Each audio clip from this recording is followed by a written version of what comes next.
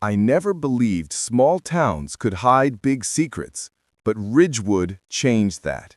I moved there last fall, hoping for quiet, somewhere far from the noise of the city, somewhere I could finally focus on my work. Yet the silence I found there was nothing like I expected. It was the kind of silence that felt heavy, as if the air itself was listening. The neighbors barely spoke, the streets emptied before sunset, and everyone avoided the old forest behind my house. At first, I thought it was just rural caution, but after my first week, I realized it was fear, real fear. The first sign came one night when I was unpacking the last of my boxes. I heard something moving under the floorboards, slow, dragging, almost thoughtful. I froze. Maybe it was old pipes or an animal, but the sound was too deliberate. It moved from one end of the house to the other, then stopped right beneath me. I waited. Nothing. That's when the silence came again, deeper than before, like the whole house was holding its breath. Over the next few nights, the sounds became clearer, gentle tapping, low scraping, and sometimes whispering. I couldn't make out the words, but the tone felt wrong, like someone murmuring through clenched teeth. I tried ignoring it until one night the floor beneath my bed shook as if something slammed upward from below. I jumped out of bed, heart racing, and grabbed a flashlight. When I pressed my ear to the wooden boards, I heard breathing, slow, rhythmic breathing, right beneath me.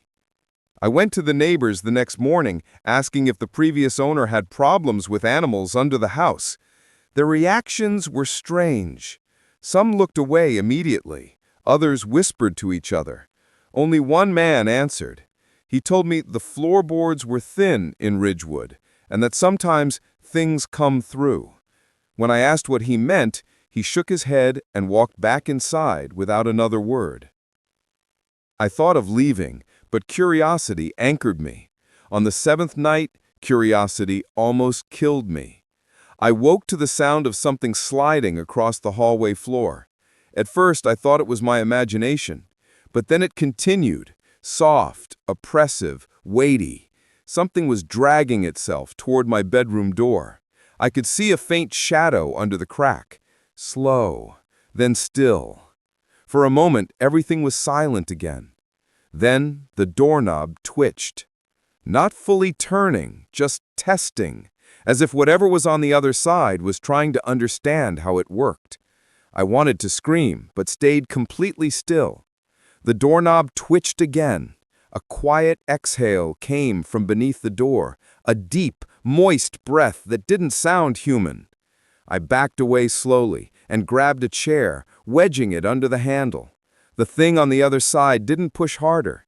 It just stayed there, breathing, as if enjoying the fear radiating from the room. Eventually, it moved away, scraping its weight along the floor.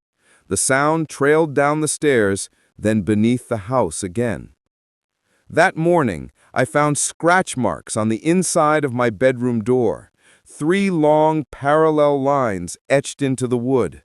No animal could have done that from the outside. I needed answers. I went to the town library, searching through old records, stories, rumors, anything. What I found didn't make sense. Throughout the past century, people had vanished from Ridgewood. Not in large numbers, but consistently, one every 8 to 10 years, always near the forest, always near homes with old floorboards, and always accompanied by reports of strange noises beneath the houses. Locals called it the shifting, but no one ever wrote down what it meant. I returned home at sunset. The house felt wrong the moment I stepped inside. The lights flickered, the floor creaked, even when I didn't move, and the air was warm, too warm, as if something had been breathing heavily inside for hours. I stepped into the living room and froze. There was a hole in the floor, a perfectly round opening, as if something had pushed upward and broken through. Around the edges were deep grooves, finger marks, thin, long finger marks, the same number and spacing as the scratches on my bedroom door. I leaned over the hole slowly, shining my flashlight inside. The beam reached only dirt and darkness. Then suddenly, the dirt shifted. Something pale moved beneath it. A hand.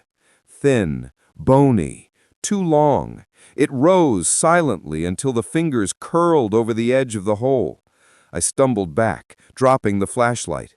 The creature pulled itself upward with agonizing slowness, as if savoring the moment. As its head emerged, I froze. Its skin was colorless, stretched tight over a skull-like frame, but the worst part was its mouth. Wide, trembling, filled with teeth that looked worn from grinding against something for years. It crawled out silently, taller and longer than any human, joints bending wrong, limbs dragging behind in slow, deliberate movements. It stood halfway, head tilted, sniffing the air like it was tasting me. Then it opened its mouth and released a sound I had never heard. A wet, strained hum that vibrated the air and rattled the windows. I backed away, grabbing the nearest object to defend myself, but the creature didn't lunge. Instead, it moved toward the stairs leading to the upper floor. I realized with horror that it wasn't hunting me. It was exploring, learning the house, learning how to move through it. That was my chance. I ran out the front door, sprinting across the yard toward the neighbor's house. When I looked back, I saw it standing at my bedroom window on the second floor, its face pressed against the glass, staring without blinking. Then slowly, it disappeared from view. The neighbors took me in, but they didn't look surprised. The old woman who lived there simply said, "It chose you. It'll follow the boards. It always does." No one called the police, no one tried to help me get my things. They all just waited, listening for something.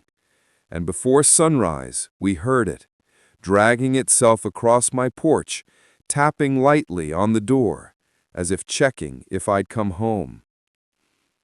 I left Ridgewood before dawn and never returned. The town didn't try to stop me. They never do, apparently. And sometimes at night, in the silence of my new apartment, I swear I can still hear tapping beneath my floor. Slow, patient, like it's learning the boards here too, like it's waiting for me to sleep, like it's almost through.